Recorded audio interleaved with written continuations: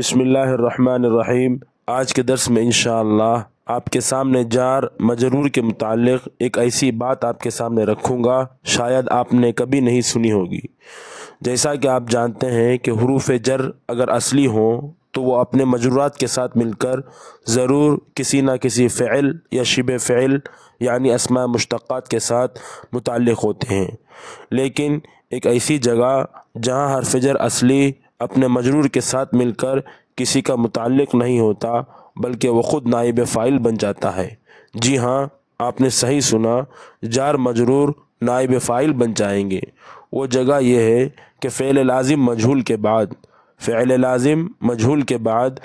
جار مجرور آ جائیں تو آپ ان جار مجرور کا متعلق نہیں ڈھونڈیں گے بلکہ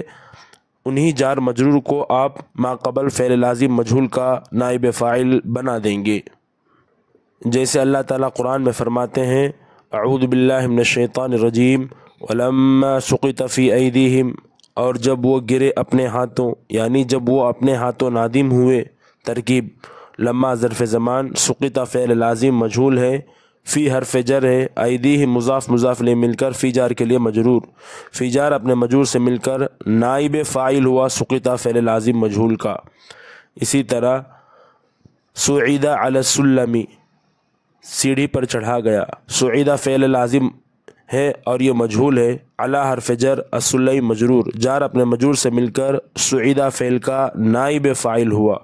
اسی طرح اللہ تعالیٰ قرآن میں فرماتے ہیں غیر المغضوب علیہم، علیہم میں جار مجرور یہ نائب فاعل ہے، مغضوب اسم مفعول کا، کیونکہ اسم مفعول فعل مجہول کا عمل کرتا ہے۔ اسی طرح اللہ تعالیٰ فرماتے ہیں وجیء یومئذ بجہنم، ترکیب جیء فعل لازم مجہول ہے، یومئذ مضاف مضاف لے مل کر ماقبل اذا سے بدل ہے، بجہنم یہ با حرف جر اپنے مجرور سے مل کر یہ نائب فاعل ہوا جیء فعل لازم مجہول کا۔ بعض لوگوں نے کہا ہے کہ جار مجرور سے پہلے سقوط مصدر کو محذوف مان کر جار مجرور کو اس مصدر کا متعلق بنا دیں، گویا ولما سقط السقوط فی ایدیہم۔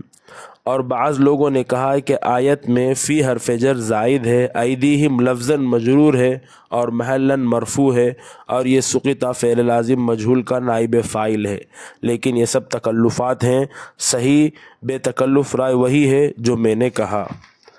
لیکن یاد رکھیں کہ جار مجرور کو فعل لازم مجہول کا نائب فاعل بنانے کے لیے دو شرائط ہیں۔ نمبر 1، حرف جر متصرف ہو، غیر متصرف نہ ہو، جیسے ربا، کاف، مز اور منذ، یہ سب غیر متصرف حروف جارہ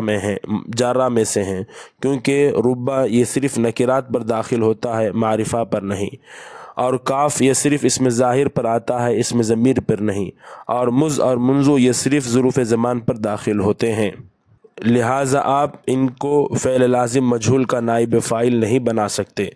دوسری شرط یہ ہے کہ حروف جارہ تعلیل پر دلالت نہ کریں، یعنی اس میں علت کا معنی نہ ہو، جیسے لام، با، من، فی، یہ بسا اوقات علت کے معنی پر دلالت کرتے ہیں، لہٰذا جہاں یہ حروف جارہ علت پر دلالت کریں تو ان کو فعل لازم مجہول کا نائب فاعل بنانا درست نہیں ہے۔ امید ہے کہ بات مفید لگی ہوگی، اگر فائدہ ہوا تو آگے شیئر کریں۔ واللہ اعلم بالصواب، وصلی اللہ علی محمد۔ السلام علیکم ورحمۃ اللہ۔